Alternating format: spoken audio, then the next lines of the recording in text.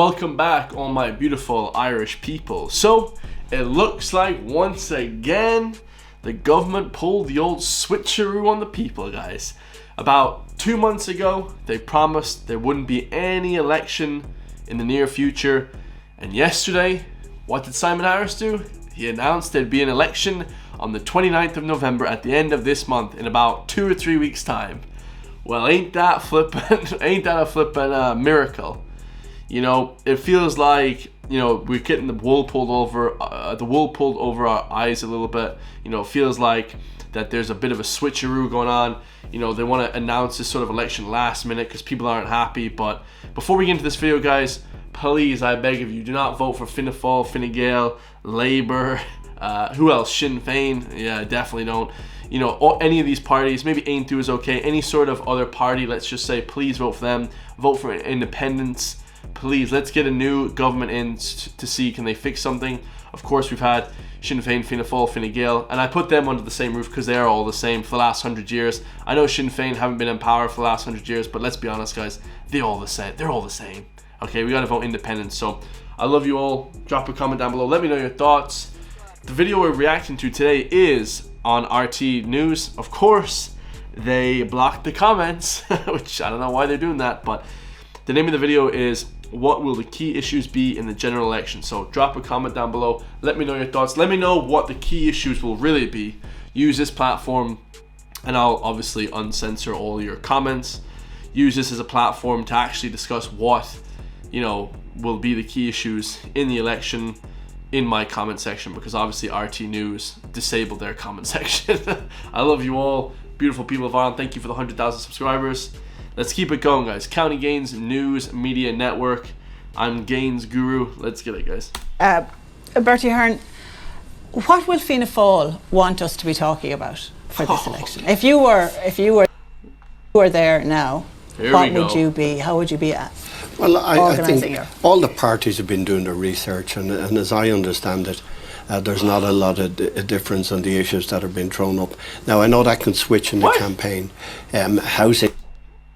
Not a lot of issues, not a lot of different issues. There's massively different issues, guys. I'd be amazed if it's not number one as we go through the campaign. Immigration. Wouldn't that be good for Sinn Féin then? It will. I mean, in fairness to Sinn Féin, I'd say this for Sinn Féin, I think they've got a lot of hits over the last year or so, but at least they've gone out and they've put forward policies, and they've prepared policy documents, and I think they have to get credit for that. I mean, they put their issues forward.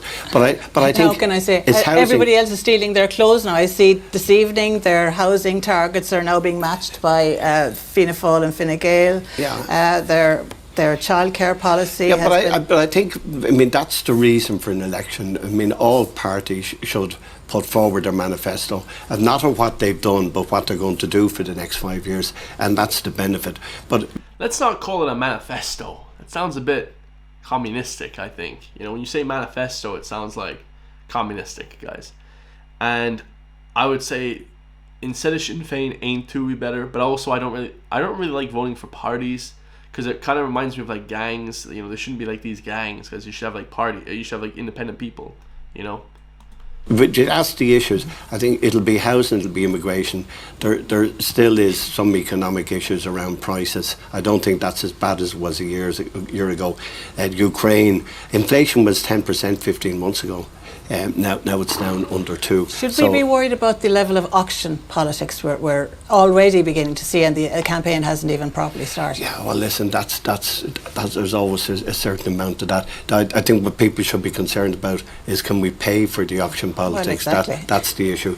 I don't believe that. Listen, the economy is unbelievable at the moment. It's almost 5%. But next year already, on the minister's budget statement, he was saying next year it's 2.75%. So already that projection is there. So the auction politics. I've described this election, money can't buy you love, but we're going to find out in the next 3 weeks if it can buy you government and votes. And there is no doubt money can buy my love, guys. Make sure to donate in the comment section. Hit my PayPal. No, I'm kidding. But notice how none of these, electives, elected people have any of the Irish sort of flag badges. They never have any Irish flag badges. None of them. You ever see Trump, guys? He's always wearing the American flag badge on his collar right there, on his jacket collar. None of these guys do that ever. It's very unpatriotic, I'll just say. We had the Celtic Tiger before. We're in the middle of a tech tiger, which is 30 billion of revenue, which has been just totally unpredictable. It won't last forever. You know, if there's no data centers, there's no generative AI, you know, in 10 years' time, that this is a particular point in time.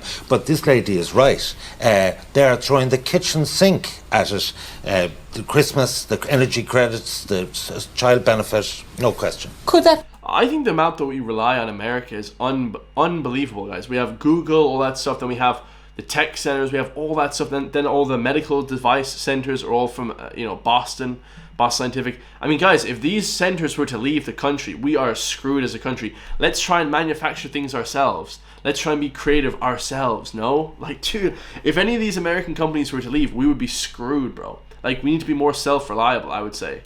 Work against them, given the issues around government waste. I think the hidden issue will be, Pierce Doherty had a line, you're a crowd of wasters. The hut, the bike gate, the National Children's Hospital. I think that will, because, Minister of Education. The National Children's Hospital, isn't that like 2 billion or 2 trillion? Like, what is that? What's the amount that they spent on that so far? 10 billion? Some astronomical amount. It's worth more than the Burj Khalifa, the tallest building in the world, in Dubai. Like, it's just, they've just gone way over budget. I'm spending 12 billion. Well, throwing money at the problem mightn't be an entire solution, so I think that is the Achilles heel of this government. Kathleen, there's no mystery as to where Sinn Féin will want to be fighting this. Yeah, I mean, we want to fight it on the issues that are very important to people. I mean, housing, as we know, is probably the number one issue. But there is other very important issues too. I think the issue of disability, particularly children, for awaiting assessments, carers, that really do feel very much locked out of all political discussions. So I think it's really, really important that we are speaking to people on those issues, that we have committed to abolishing the means test, for example, in relation to carers allowance. But all of the issues that people spoke about, it was actually really refreshing to hear, because they are actually the issues that are coming up on the doors. I totally agree in relation to the lady talking about the climate change. That is one of the most serious issues, and particularly the constituency, my former constituency as a TD. Nobody has any money. Nobody has any money, guys. Everyone's broke. Everybody's mad at each other. And we're over here talking about the rain. Oh, the sun is too hot. Oh, give me a break, bro. We need money. We need housing. We need, proper flipping security. We need proper policing of the country. I mean, these are just fairy dust ideas that they're presenting. But now Ireland South is obviously 10 counties. There's huge rural areas, and people cannot access the various grants and the various schemes that they need, and that really affects a lot of the older generation who are really living in fuel poverty. So much of this, we could be actually doing so much more to help people, not just help them with their bills, but actually making the right moves that we need to be making for the climate. The Greens. Yes. So the Greens go into this election with 12 TDs. They lost their 2 MEPs. I think 4 would be a good outcome for them. They have no safe seat. In Roderick O'Gorman's constituency and Catherine Martin, there is actually an extra seat, so they could drop a bit, but I would be very fearful. This is historically the case. The tide comes in for the Greens, it goes out, but there are 23 EU directives on sustainability, and the Green Deal won't change irrespective of who's in government. Okay, well, we will be talking about the Greens now, because please do not vote for the Green Party. I didn't even include them when I say don't vote for Sinn Féin, Fianna Fáil, Fine Gael, Labour, all these different parties. I didn't even include them in the Green Party, because you shouldn't be voting for the Green Party. I've never met one person in my entire life who's voted for the Green Party. Like, seriously, bro, do not vote for the Green Party. Oh my goodness. We've been talking about the 3 big beasts of this election, but of course there can be no government without at least one of them. But they won't be able to do it without the support of one or more of the smaller parties. I want to talk to some potential kingmakers, or indeed queenmakers, now. Deirdre, it's yourself. You are the co-chair of the... Oh, here's the paid and bought flipping audience. I mean, guys, if you have an audience, at least just get people off the street. at least make it somewhat authentic. If I was to have a panel of people here, I would just grab them off the flipping street. Come on, sit down with me, talk shit for half an hour. Here, they just bought and paid for. How much are they paid to be on this program? Young Greens. Yeah. Are you getting the feeling that... Oh, Lord, she's part of the Young Green Party. Lord, she's brainwashed, bro. You're going to be blamed for everything and get the credit for nothing in this after this government? I hope not. I think even some of our biggest detractors, the likes of the Healy Rays, will say that we've had an undue influence on this government, given that we were 12. They don't mean that as a compliment, They don't, but it just goes to show what we've delivered. If you look at, some people were against us going in, but I think that ultimately, as the other audience member said, we had to. It's like we don't have time to wait. We look at Spain, it's finally, the impacts are coming close to us, but this has been happening for years. It's only now that we're paying attention, and I think that we had to make a move. We had to go in. What did Trump say? Let's talk about the warming of the earth from nuclear warming. Nuclear warming, guys. Let's have better relationship with North Korea and Russia, guys. These countries that can end the earth, rather than the water rising half a centimeter in the next an eighth of an inch over the next 35 years, 50 years. It's like, guys, we have bigger fish to fry. And if you look at it, we've set in place a number of frameworks, the legally binding targets under the Climate Action Plan. We put in place public transport initiatives. There's a new rural bus link every week, so it's not just in the cities. We've set out a pathway for offshore wind. We've delivered hugely both on climate and on our other social policies. Half the price of childcare. A few people would disagree with Ivan's analysis there, though, that you're going to take a big political hit. And look, I think that's the reality of a smaller party in government. Unfortunately, we've seen it with Greens, we've seen it with Labour, but I suppose hopefully, when it comes to the election, these issues that we have delivered on will come to the fore, and I think they need to. And I think that if we can point to the track record that we've had, and if voters actually think critically, we've delivered. If any voters thought critically, they would not be in power. Oh my God. So much with 12. And yes, we'll probably lose, but we need votes. We need to have... We'll probably lose. Let me tell you something, guys. Not a good attitude to have in going into the election. We'll probably lose. That can be their slogan. The Green Party will probably lose. Not a good positive mentality to go into an election, guys. You have to be 100% certain that you're going to win in everything in life. Have people to have a mandate and you'd be willing to go back in again? I think it depends on the number that we have. We delivered a huge amount with 12. Obviously, you're suggesting 4. There will probably be a reduction of seats, but it depends on king or queen maker, how much of an influence we have, and that's up to how much of our mandate we can deliver, whether or not it's worth going in or not. Okay. Thanks for that, Georgia. Can I bring in Mark now? Mark. You're a farmer and you are here to represent Independent Ireland. Yeah. You say... Okay, more like it, guys. Some independents on the show. Let's see what Mark, if he really is an independent, which, I'm not going to say anything, but I don't think RT is very honest about things. So let's see what he has to say. You'd support Independent Ireland going in and supporting Fianna Fáil and Fine Gael if you got the necessary concessions. What kind of concessions would you be asking for? Well, it's more like the red line issues. For me, being a farmer, agriculture, rural affairs is a massive thing. I'm also a father of 3 young kids. I don't like the way this country is going, the road we're going down for their future. That's why I got involved in politics in the first place. It's all about the red line issues. As I said, agriculture, health, education. I'm fed up seeing the amount of money that is wasted. Taxpayers' money. We get our pay slip, we see our tax taken out of it. And you come home, you turn on the telly, and you see wastage everywhere. They've already been named out, the places they've been named out. Independent Ireland want to go in and push back, and they want to call for accountability, because there is no accountability right now. There is none. You take the bike shed. There's a purchase. Let's not even talk about the bike shed, guys. 335,000 for a bike shed that doesn't even work. For 18 bikes. It's unbelievable. Also, this guy, he doesn't look like a farmer. He looks like a film director in West Hollywood or something, in Hollywood or America. He looks like a film director from London. He doesn't look like a farmer whatsoever, with the glasses and the whole hair and that whole thing. But he's speaking some, pretty good sense. It's ordered there with a name on it. How long's it there? Who signed it? Why don't we know? There's no accountability. It's just going to... And whoever signed off on that bike shed should be fired because you're spending money like a lunatic. You know, when you do wrong stuff in government, guys, you should be fired. If that was in the private sector, you would be fired. But now because it's in the government, he's probably got promoted. To be brushed under the carpet like everything else, and they're hoping these things will go away. Independent Ireland are going to keep the focus on them and call it out. Okay, thanks for that, Mark.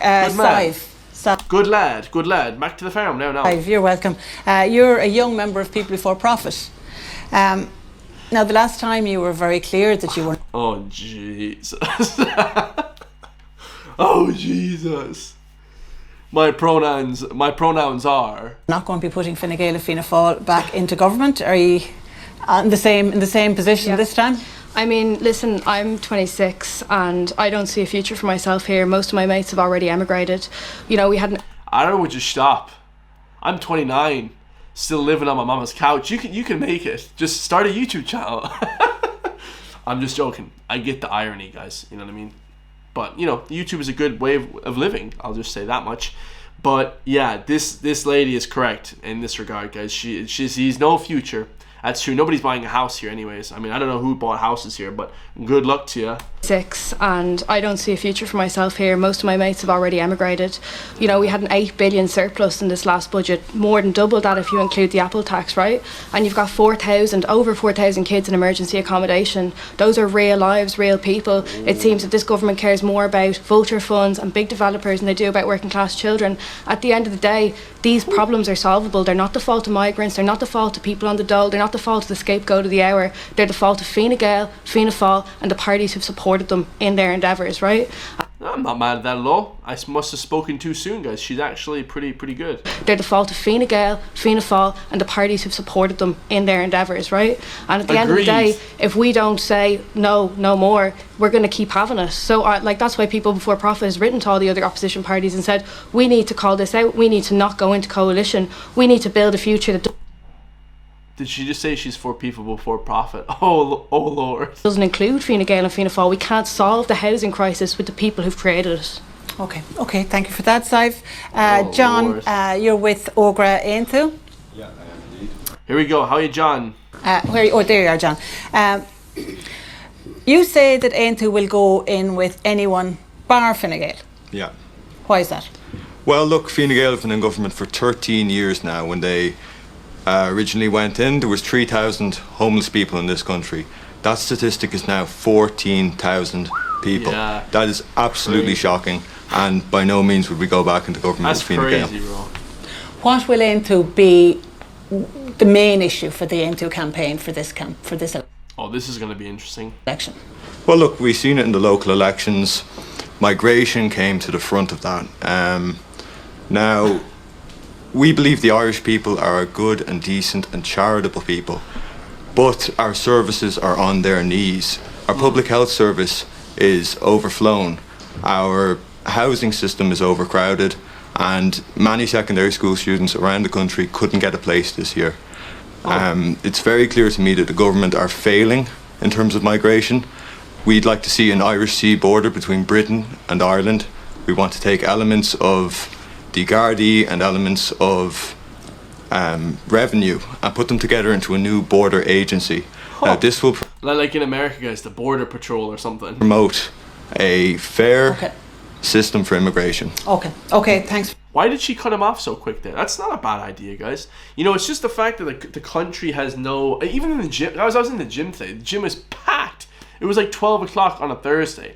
Like, who even goes to the gym at 12 o'clock on a Thursday? Now, granted, it was mostly college kids, but, like, it was just so busy. I mean, even the gyms are overcrowded.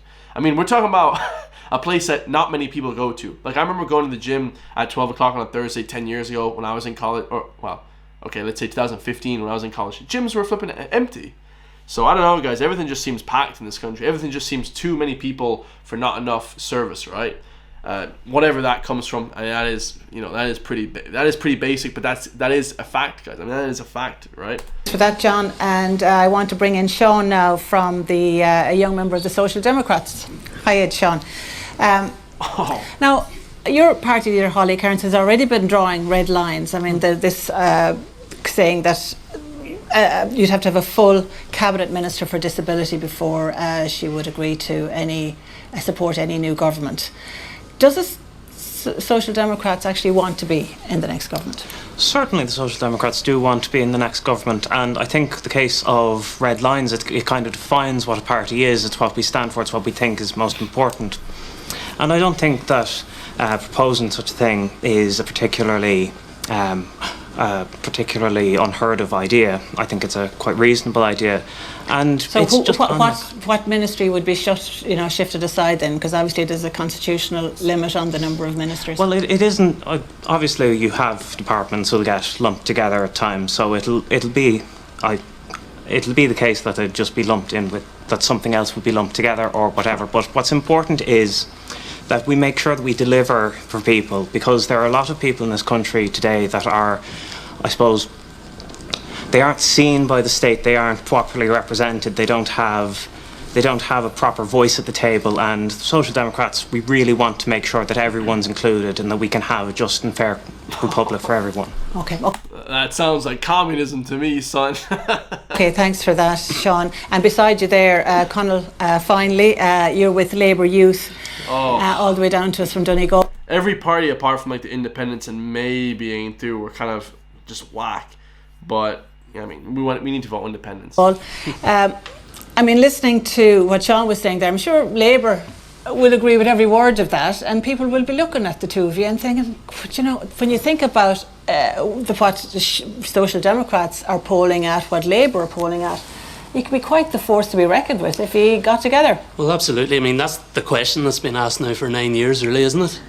What's the difference? But Ivana Bacik, our leader, has made it very clear. After the election, she wants to consult with the Green Party, with other parties of the left and the centre left, to go into a government negotiation on a common platform of the left. That would allow each party to stand on their own, on the basis of their own values, secure their own mandate, and then come together under a common interest, strengthen numbers, as we would say in the trade union movement, Katie. United we bargain, divided we beg. And people might say it's a bit contradictory. Why haven't we come together already before?